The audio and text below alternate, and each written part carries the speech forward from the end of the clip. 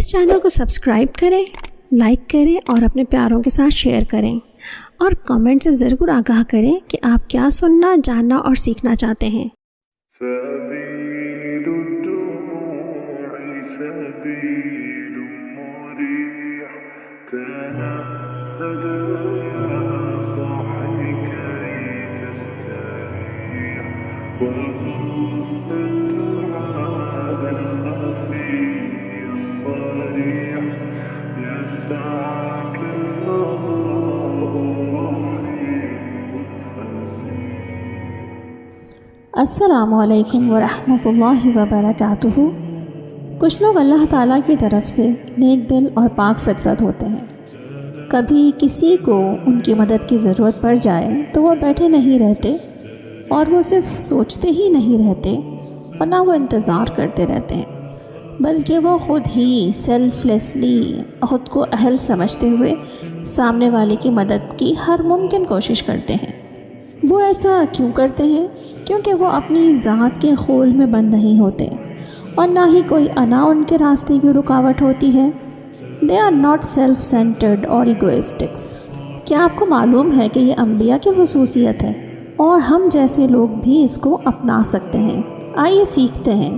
ایک غزوے سے واپسی پر ایک صحابی اپنے کمزور اونٹ پر بیٹھے تھے اور سب سے پیچھے تھے۔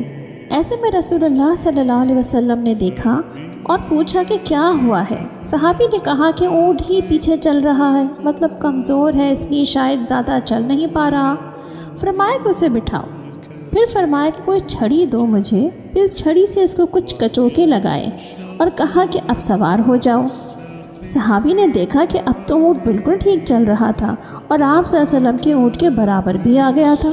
آپ صلی اللہ علیہ وسلم نے کہا کہ مجھے یہ اونٹ بیچو گے؟ تو صحابی نے کہا کہ میں ویسے ہی آپ کو ہبا کر دیتا ہوں۔ آپ نے فرمایا کہ نہیں، اسے بیچ دو مجھے۔ صحابی نے دیکھا کہ اب کوئی چارہ نہیں ہے تو کہا کہ اچھا چلیں آپ قیمت لگا دیں۔ آپ صلی اللہ علیہ وسلم نے 1 درہم لگایا تو صحابی نے کہا یہ تو بڑے گھاٹے کا سودا ہے، تو آپ صلی اللہ علیہ وسلم نے اس کی قیمت اور بڑھا دی 2 درہم، تو صحابی نے کہا یہ بھی کم ہے۔ پھر ہوتے ہوتے یہ قیمت 40 درہم تک جا پہنچی، اور دونوں رضامند ہو گئے خریدنے اور بیچنے پر۔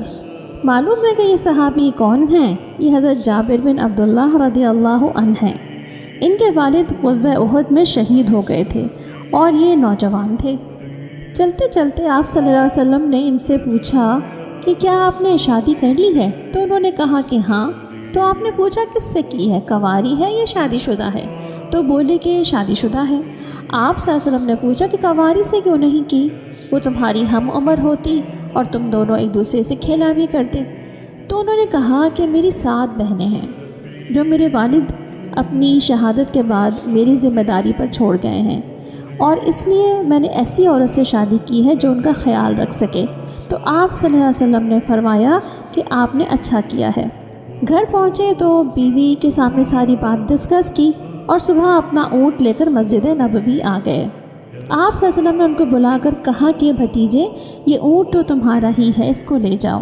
پھر بلال رضی اللہ عنہ کو بلا کر کہا کہ جابر کو اس کی قیمت دے دو، اور یہ شکوہ بھی نہیں کیا کہ تم نے تو شادی میں بلایا ہی نہیں تھا۔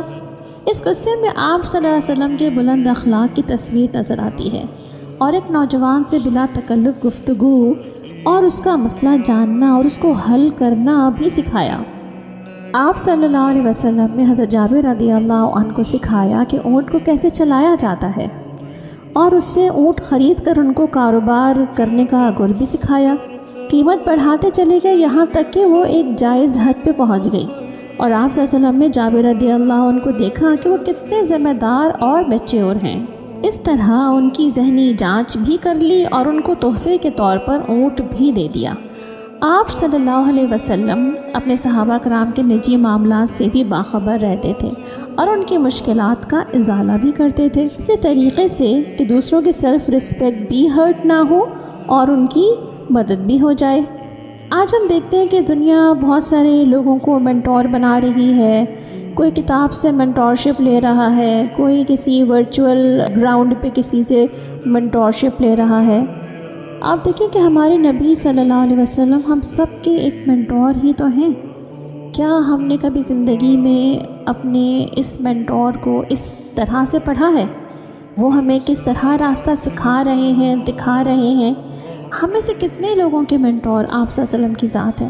اور کیا کبھی ہم نے سیرہ کو اس اینگل سے پڑھا ہے کہ ہمیں واقعی سمجھ آئے کہ دنیا آج کل کوچنگ اینڈ مینٹورشپ آفر کر رہی ہے، تو کیا ہم سیرہ سے یہ سارے مسائل سمجھ سکتے ہیں؟